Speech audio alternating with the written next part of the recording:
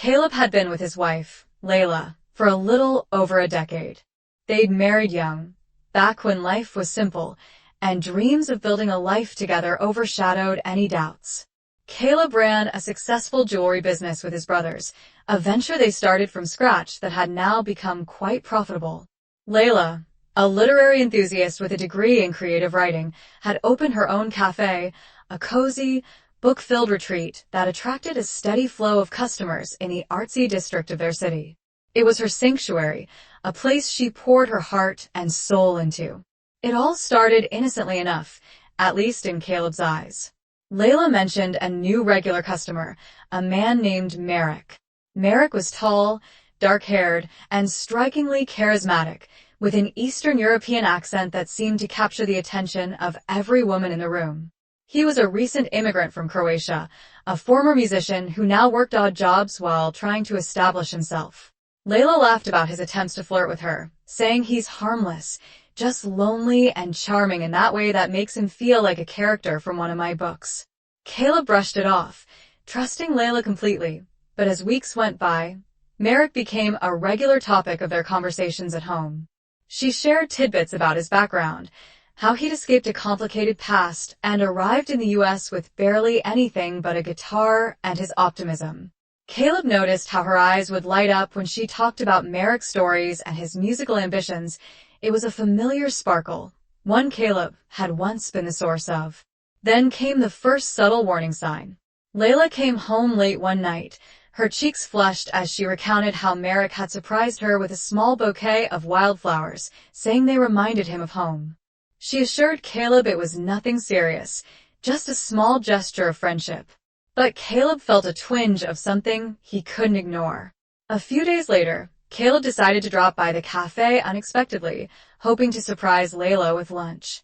As he entered, he saw her laughing at a corner table, her attention focused on Merrick, who leaned in close, speaking in low, animated tones. Their heads were nearly touching. Caleb's heart sank, but he didn't confront her right away. He was torn between wanting to trust her and the undeniable feeling of unease growing within him. The dynamic at home shifted in subtle ways over the following weeks. Lila started staying late at the cafe more often, claiming she was working on some new ideas for the shop or needed to do some inventory work. Caleb noticed her phone was suddenly filled with new messages, though she never seemed eager to share who they were from. Once, Caleb caught a glimpse of a message notification just as she locked her screen with practice. His quickness allowed him to see the message was from Merrick, a simple message but loaded with implications. Last night was unforgettable. See you tomorrow. Realizing that something was amiss, Caleb decided to keep his suspicions to himself for the time being, but every night he wrestled with the idea of confronting Lila. Torn between the love they'd built over a decade and the unbearable weight of mistrust now looming over him, Caleb finally decided he couldn't ignore it any longer. One night, after Lila returned from working late, he asked her point blank if she had developed feelings for Merrick. Lila initially laughed it off, calling his jealousy silly, but Caleb wasn't convinced. Desperate for honesty, he told her he needed her to end whatever connection she had with Merrick, beyond polite cafe interactions. This confrontation only made things worse. Lila accused Caleb of stifling her friendships and being irrational.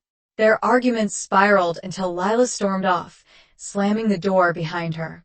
Caleb felt the ground beneath his feet shift, knowing that whatever they had was now hanging by a thread.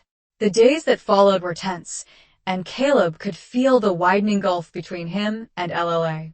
Determined to understand what was happening, he grew more vigilant, observing her every move. He started noticing subtle but painful changes. LLA would smile absent-mindedly at her phone, spend more time dressing up before heading to the cafe, and most strikingly, talk about everything except their relationship. Caleb's patience frayed with every unexplained late night and secretive phone notification.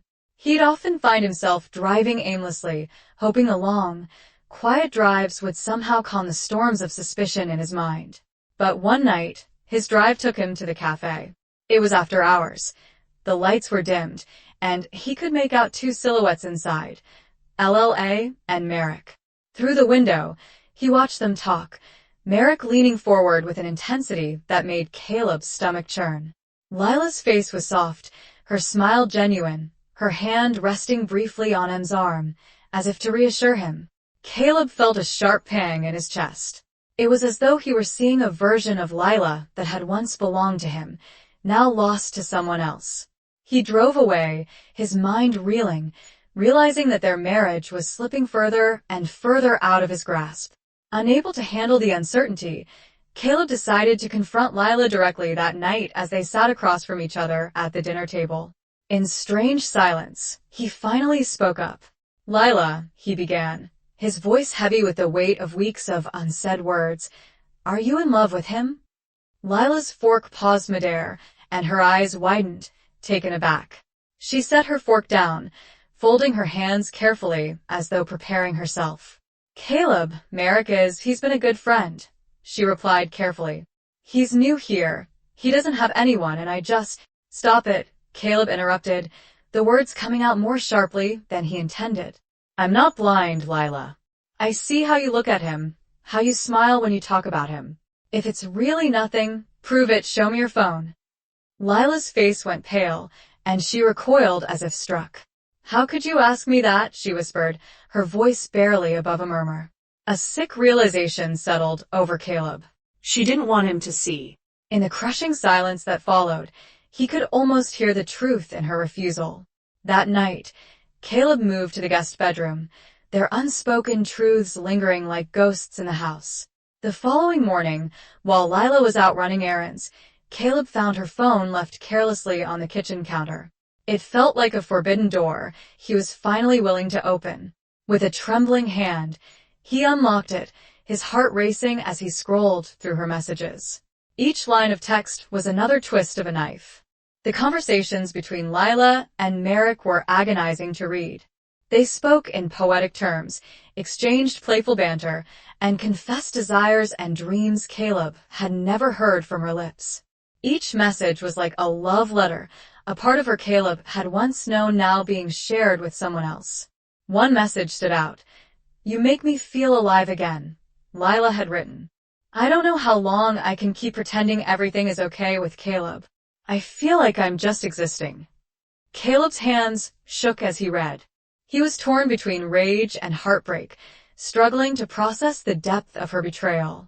Yet, instead of confronting her immediately, he decided to bide his time, watching as the story unfolded in front of him, hoping that this knowledge would give him the strength to make the right decision. Days passed, and Caleb found himself in a haze, unable to function at work. His mind was consumed by thoughts of Lila and Merrick. Finally, he reached out to an old friend, Dominic, who happened to be a lawyer. Caleb wanted advice, not just on the divorce he now knew was inevitable, but on how to protect himself financially and emotionally. Dominic listened, nodding solemnly, and laid out a plan that would ensure Lila's actions would not go without consequence. One evening, while Lila was out with Merrick, Caleb packed up her belongings in silence. He left her things neatly by the door, along with a note that simply read, "I know everything. You have until the end of the week to move out." When Lila returned home, she found Caleb waiting in the living room, arms crossed, his expression stony. The sight of her packed belongings shocked her into silence. "Caleb, what is this?" she stammered. "This is the end," he replied coldly. "I know about you and Merrick. I've known for weeks. I was hoping you'd end it before it came to this, but clearly I was wrong." Lila's face crumpled, and she fell to her knees, sobbing.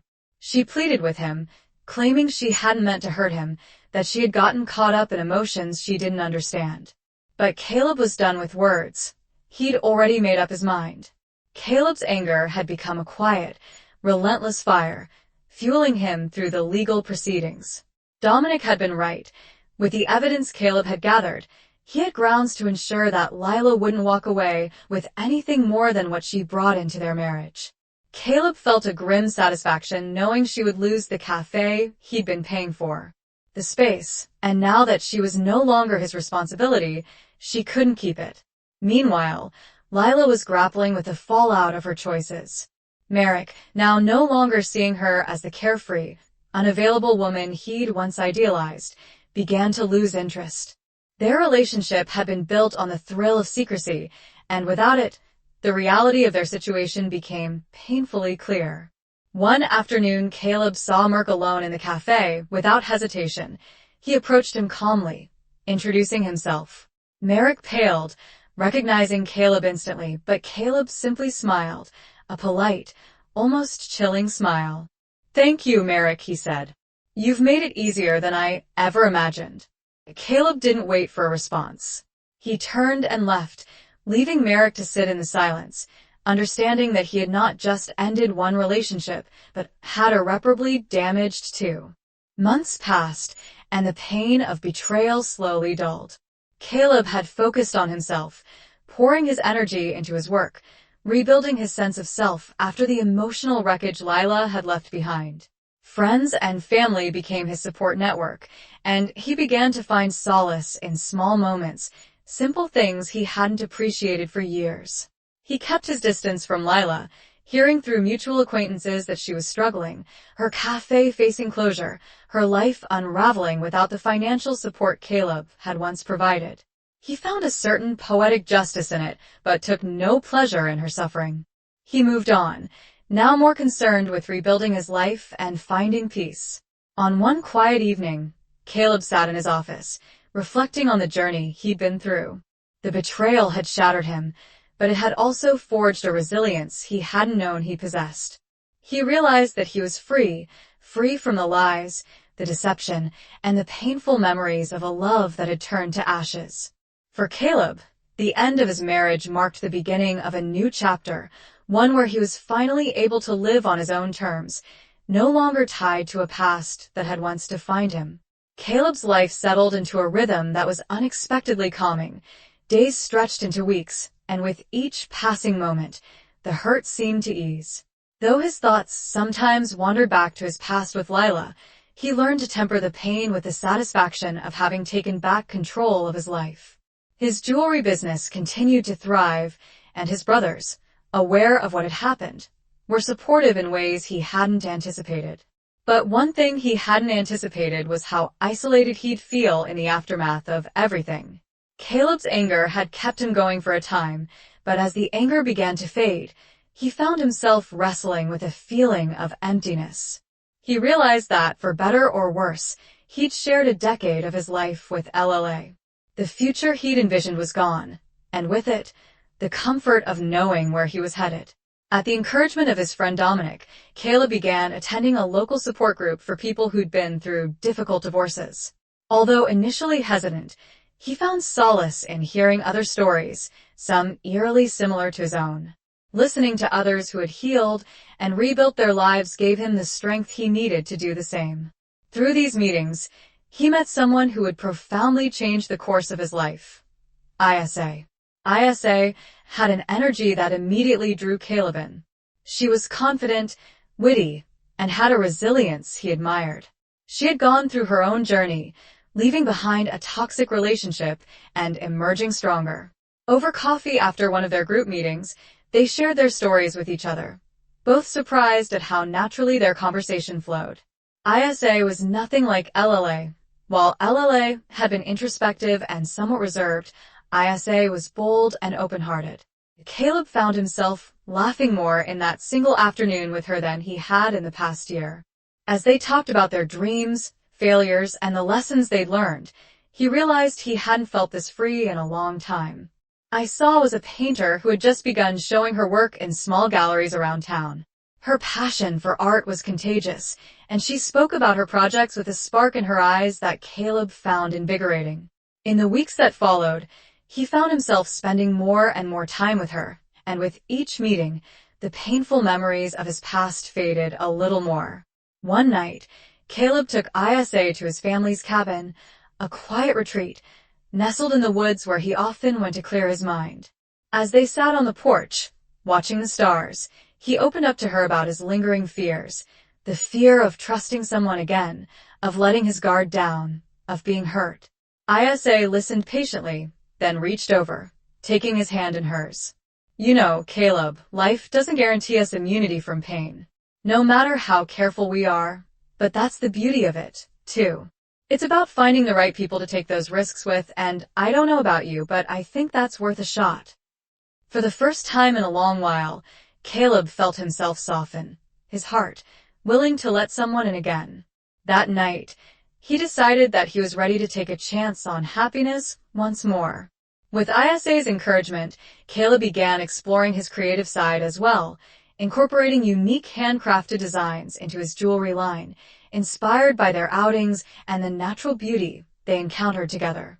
His jewelry line quickly gained attention for its intricate, nature-inspired pieces, and sales surged as Caleb poured his heart into his work. Seeing Caleb transform, his brothers couldn't have been happier. They marveled at his renewed sense of purpose and the noticeable glow he'd regained. They even threw a small celebration at the shop, marking his journey back from heartbreak to happiness. Meanwhile, Lila was struggling without Caleb's support. Her cafe fell into debt, and she found herself overwhelmed. Merrick, who had promised her a future filled with adventure, quickly distanced himself, finding her troubles too burdensome. Lila watched as the man she had left Caleb for turned away. Her cafe faced foreclosure, and the world she'd built came crumbling down. Caleb, however, was no longer interested in her fate. For him, Lila had become a closed chapter, a lesson in resilience, and a reminder of what he wanted to avoid in future relationships. And though he sometimes caught himself wondering about her, he was always grateful to have moved on. Caleb's life with ISA blossomed naturally. They traveled together, exploring new places and finding inspiration in the beauty around them.